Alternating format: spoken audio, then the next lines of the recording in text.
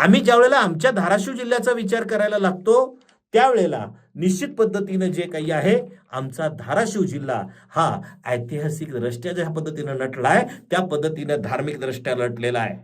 आमच्या धाराशिव जिल्ह्यामध्ये महाराष्ट्राची कुलस्वामिनी आई तुळजा भवानीचं मंदिर आहे आणि या तुळजा भवानीच्या मंदिरामध्ये मोठ्या प्रमाणावरती महाराष्ट्र, कर्नाटक, आंध्रा आणि जगातला असंख्य भाविक या ठिकाणी येतो आणि ही एक मोठी शक्तीपीठ आमच्या या उद्योग क्षेत्रासाठी असलेलं हे तुळजा भवानी मंदिर आहे.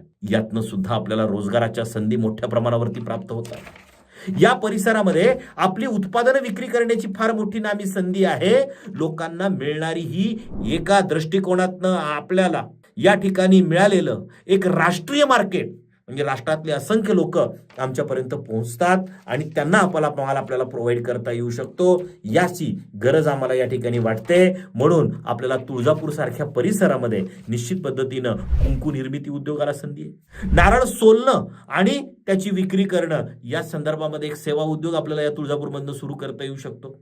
धूप अगरबत्ती निर्मितीचा उद्योग आपल्याला तुळजापूरमध्ये करता येऊ शकतो. सुवासिक तेल जे देवासाठी आपल्याला व्हायचं आहे त्याची निर्मिती आपल्याला या ठिकाणी करता येऊ शकते. प्रसाद आणि प्रसादाची तत्सम उत्पादनं जी काही आहेत त्याच्यामध्ये पेढा आला आणि विविध प्रकारचे जे काही आहेत बताशे आले या घटकांचंही उत्पादन आपल्याला या ठिकाणी करता येऊ शकतं. याबरोबरच फूल व फुलाशी संबंधित असलेले हार असतील याची निर्मिती आपल्याला करता येऊ शकते आणि यातनं फार मोठं रोजगार आज कालावधीपर्यंत आम्हाला मिळालाय आणि यामध्ये आणखी आपल्याला वृद्धी कशी करता येऊ शकते याचा विचार प्रत्येक तुळजापूरकरांनी करणं गरजेचं आहे.